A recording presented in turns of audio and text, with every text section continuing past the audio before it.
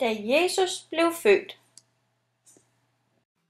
Der var engang en ung pige, som hed Maria.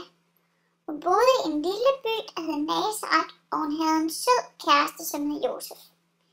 Josef var tømrer, og Maria var gravid. Hun skulle føde et lille barn, men det var ikke Josef, som var far til barnet. Josef var lidt bekymret over, at hun var gravid, når han nu ikke var far til barnet. Men en nat, da Josef lå og sov, kom der en engel i hans drøm. Englen fortalte ham, at Maria ville føde en lille dreng, og ham skulle de kalde Jesus. Josef blev meget overrasket, for det var skam ikke hver dag, der kom engle i hans drømme. Men han blev også glad, for han glædede sig meget til, at Maria skulle føde den lille dreng. I landet herskede der en stor kejser, og han hed Augustus.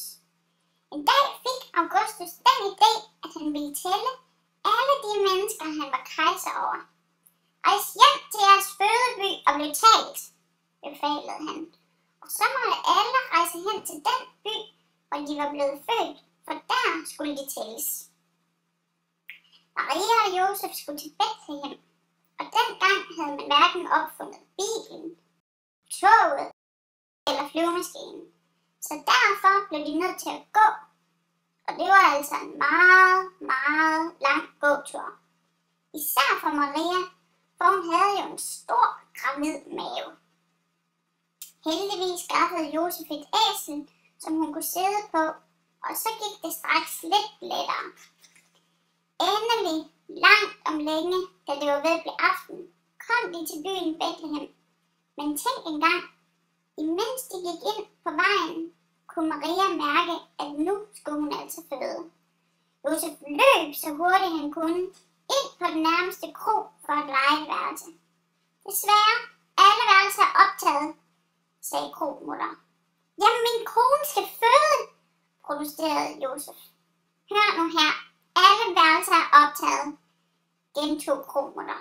Der er stor fest i Bethlehem Borgerforening, og de har lejet alle værelserne på hele kronen. Josef tikkede og bad, og heldigvis fik de lov til at gå om i stallen bag ved kronen. Og der kunne Maria endelig komme til at føde sit barn. Og sådan gik det til, at Maria den nat fødte sin lille dreng i en stald i Bethlehem.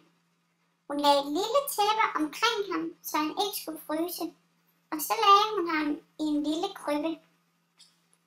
Lidt uden for Bethlehem var der en mark. På den mark var der nogle hyrder, som passede får. Alle fårene sov jo, fordi det var nat, men hyrderne holdt vagt. Pludselig skete der noget meget mærkeligt. En stor, smuk engel viste sig for dem og lyste. De blev selvfølgelig meget forskrækket, for normalt var der kun får på deres mark, ikke engle. Men englen smilede og sagde, I skal ikke være bange. Jeg er kommet for at fortælle jer en fantastisk nyhed. Der er lige blevet født en dreng, som skal blive jeres konge. Han er Guds søn, og han skal hedde Jesus. Prøv selv at gå til Bethlehem, så finder jeg ham.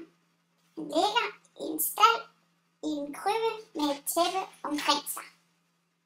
I det samme var der en masse engle oppe i himlen, som kom frem og begyndte at synge. De sang, tak, kære Gud, fordi du har sendt Jesus, og givet der må blive fred i en verden hos alle dem, som tror på Gud. Hyrderne så på hinanden. Sig mig, hvad foregår der? Spurgte den ene. Aner det ikke. Kom, lad os tjekke det ud, sagde den anden. De var så nysgerrige, at de straks tog afsted til Bethlehem for at finde det lille Jesusbarn. Og de fandt Maria og Josef i stallen, hvor det lille Jesusbarn stadig lå i krybben med det lille tæppe på. Så fortalte de Maria og Josef om englen og hvad den havde sagt. De syntes alle sammen, det hele var meget mærkeligt, men de var også glade, og syngende gik hyrderne tilbage til deres skov. 3 meget kloge mænd og kom vandrende hele vejen fra Østerland. De havde hørt, at en ny konge skulle blive født, og derfor tog de afsted for at finde ham. De kiggede op på stjernerne, For de var nemlig så kloge, at de kunne finde vej ved at kigge på stjerner. Og derfor behøvede de slet ingen vejskilte. Heldigvis havde Gud sørget for, at der lyste en meget klar stjerne lige ovenover det sted, hvor Jesus var blevet født. Den hed Ledestjernen, og det hed den, fordi den kunne lede de kloge mænd hen til det sted, hvor Jesus var blevet født. Se, sagde den ene af de kloge mænd. Lad os prøve at følge den stjerne der. Så finder vi nok Jesus. Så gik de i retning af Ledestjernen. De 3 kloge mænd vandrede længe, for der var langt fra Østerland til Bethlehem. Men heldigvis kunne de jo hele tiden holde øje med Ledestjernen. De blev meget glade, da de fandt stalden og det lille Jesusbarn. De havde også gaver med. Der var både guld og andre smukke ting i gaverne. Det var smart, at Gud havde sørget for den flotte ledestjerne, for ellers havde de kloge mænd garanteret aldrig fundet det lille Jesusbarn. Og derfor sætter vi i dag alle sammen en stjerne fast øverst oppe på juletræet. Så kan vi nemlig tænke på den gang, da Jesus blev født i Bethlehem, og Gud tændte den smukke ledestjerne på himlen. Sådan gik det til, at Jesus blev født. Han blev ganske rigtigt også konge. Ikke sådan en konge, som går med kongekrone og bestemmer over alle andre, men en anden slags konge. Han blev konge på den måde, at han hjalp alle mennesker og gjorde en hel masse gode ting i sit liv. Han var jo Guds søn, og derfor ville han gerne hjælpe alle mennesker med at komme til at tro på Gud. Han kunne gøre syge folk raske, og han kunne hjælpe alle dem, som havde det svært. Og det kan Jesus stadig, selvom han bor oppe i himlen i dag.